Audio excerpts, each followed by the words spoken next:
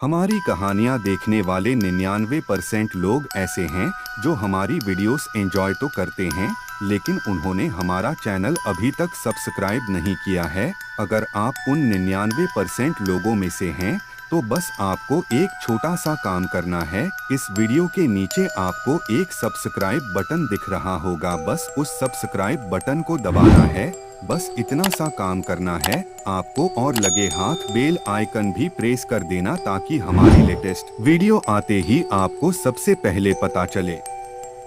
घर में दरिद्रता और गरीबी का आना केवल बाहरी परिस्थितियों से नहीं जुड़ा होता, बल्कि यह हमारे जीवन की उन आदतों और मानसिकता का परिणाम होता है जिन पर हम अक्सर ध्यान नहीं देते। हम समझते हैं कि यह हमारी किस्मत है, लेकिन क्या यह सच में किस्मत का खेल है या फिर हमारे अपने कर्मों और निर्णयों का नतीजा है?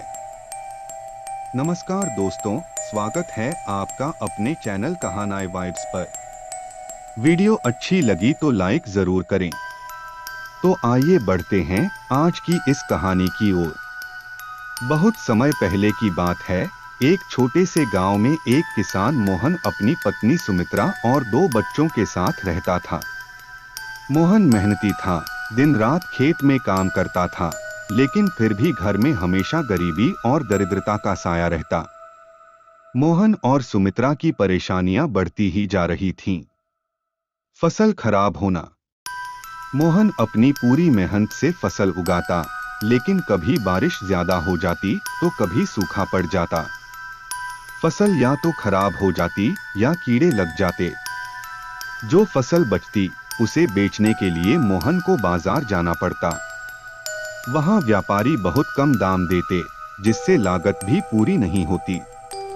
कर्ज का बोझ। खेती की लागत के लिए मोहन ने साहूकार से कर्ज लिया था, लेकिन फसल से होने वाली आमदनी इतनी कम थी कि वह कर्ज चुकाने में असमर्थ था। कर्ज का ब्याज बढ़ता जा रहा था और साहूकार ने उसे धमकी देनी शुरू कर दी थी। मोहन की पत्नी सुमित्रा घर का खर्च संभालने की कोशिश करती, लेकिन पैसों की कमी के कारण बच्चों की पढ़ाई और खाने के लिए भी संघर्ष करना पड़ता। बच्चों के कपड़े पुराने और फटे हुए थे। गरीब होने के कारण परिवार के पास इलाज के लिए पैसे नहीं थे। मोहन को कई बार खेत में काम करते समय चोट लगी, लेकिन दवा दारू का खर्च उठाना मुश्किल था। सुमित्रा हर दिन भगवान से प्रार्थना करती, लेकिन हालात सुधरने की बजाय और बिगड़ते जा रहे थे। वह सोचती, क्या हमारे परिवार की किस्मत में कभी सुख लिखा ही नहीं है? इन कठिनाइयों ने परिवार को हताश और निराश कर दिया था। मोहन और सुमित्रा को समझ नहीं आ रहा था कि उनकी गरीबी का असली कारण क्या है और इससे कैसे छुटकारा पाया जाए। एक दिन गांव में एक प्रसिद्ध साधु महाराज आए। कहा जाता था कि उनकी बातें लोगों की समस्याओं का हल बता देती थीं। मोहन ने भी अपनी समस्या लेकर साधु महाराज के पास जाने का फैसला किया। साधु महाराज एक पीपल के पेड़ के नीचे बैठे थे और उनके चारों ओर गांव के लोग अपनी अपनी समस्याएं लेकर आए थे। लोग परेशान थे और उन्हें हर दिशा से समाधान की तलाश थी। सभी ने अपनी अपनी दिक्कतें बताई, लेकिन जब मोहन की बारी आई तो वह कुछ हिचकचाते हुए आगे बढ़ा और साधु महाराज से निवेदन किया, महाराज, मैं दिन रात मेहनत करता हूँ, लेकिन हमारे घर में हमेशा गरीबी रहती है।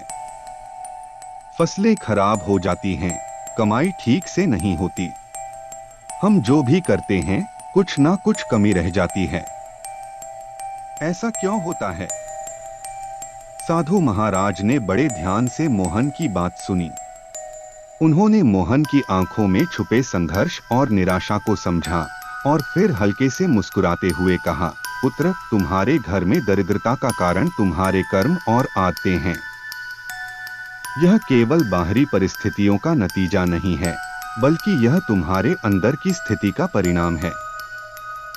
अगर तुम जानना चाहते हो कि यह कैसे होता है, तो मुझे तुम्हारे घर आकर तुम्हारे जीवन का निरीक्षण करना होगा।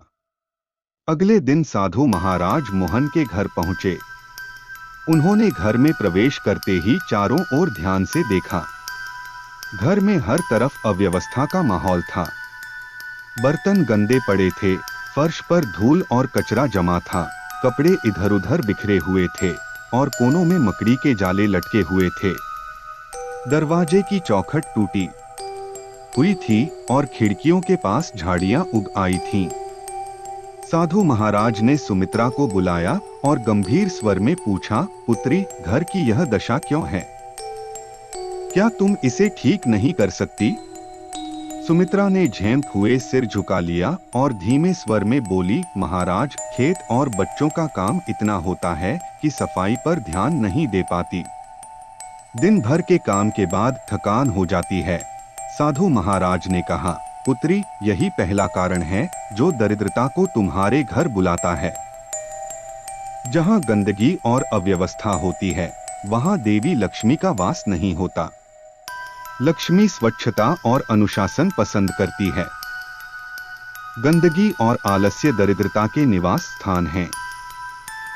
यह नियम है कि जैसे ही तुम अपने घर को साफ सुथरा और व्यवस्थित बनाओगी, वैसे ही तुम्हारे घर से दरिद्रता का साया हटने लगेगा। सुमित्रा ने साधु महाराज की बातों को ध्यान से सुना और शपथ ली कि वह अपने घर को स्वच्छ और व्यवस्थित रखेगी।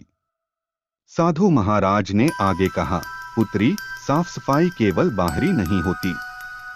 जब मन और घर दोनों साफ होते हैं, तभी सुख, शांति और समृद्धि घर में टिकती है। यह पहला कदम है जो तुम्हें दरिद्रता से मुक्ति की ओर ले जाएगा।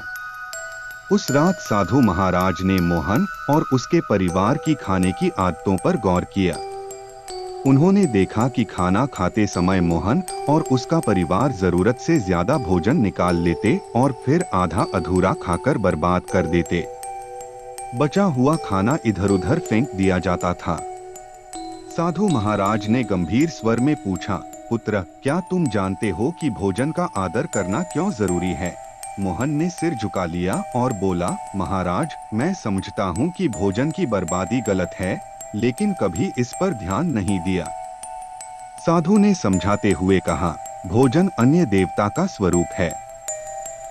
जब तुम भोजन की बर्बादी करते हो तो अन्नपूर्णा नाराज हो जाती है। यह भी दरिद्रता का एक बड़ा कारण है।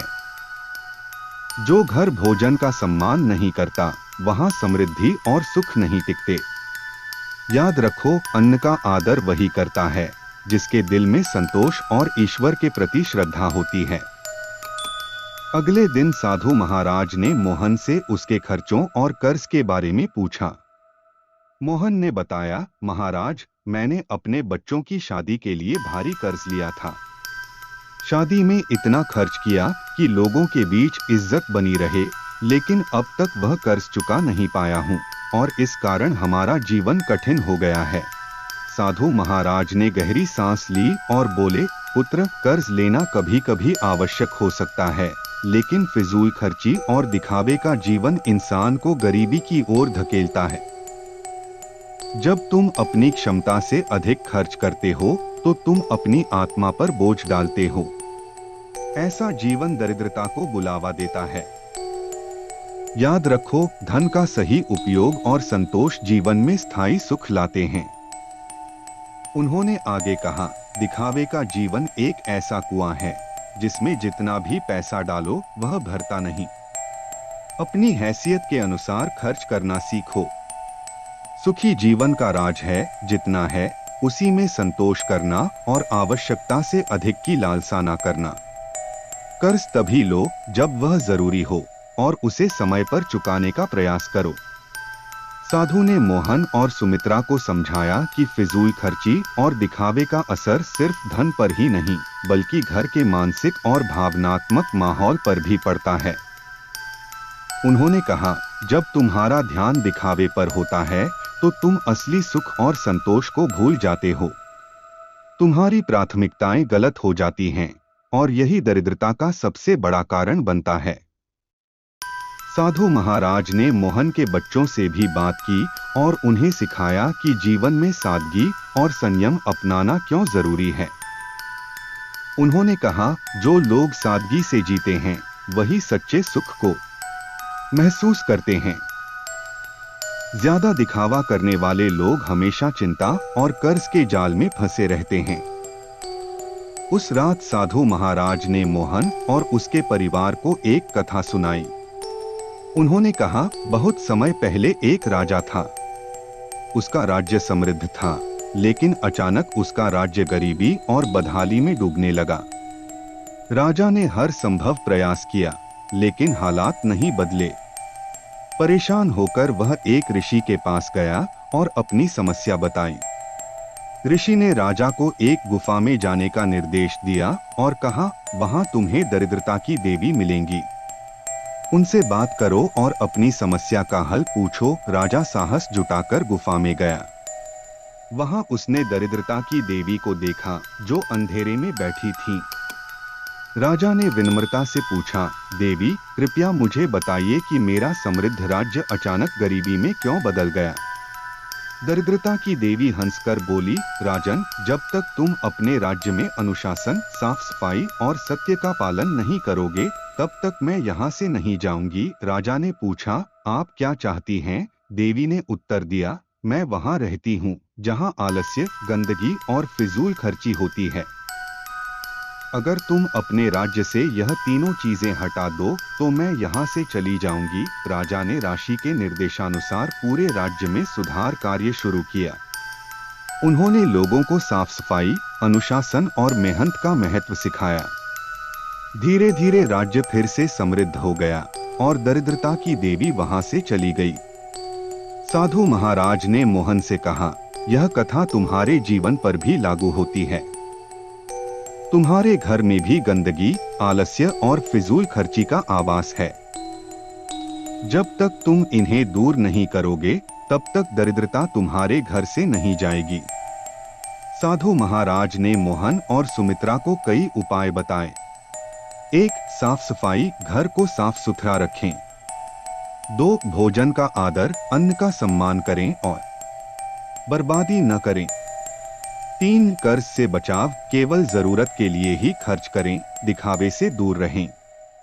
4. दैनिक पूजा पाठ, नियमित रूप से ईश्वर का ध्यान करें। 5. सकारात्मक सोच, हमेशा अच्छा सोचें और अपने कर्मों पर विश्वास रखें। मोहन और सुमित्रा ने साधु महाराज की बातों को गंभीरता से लिया।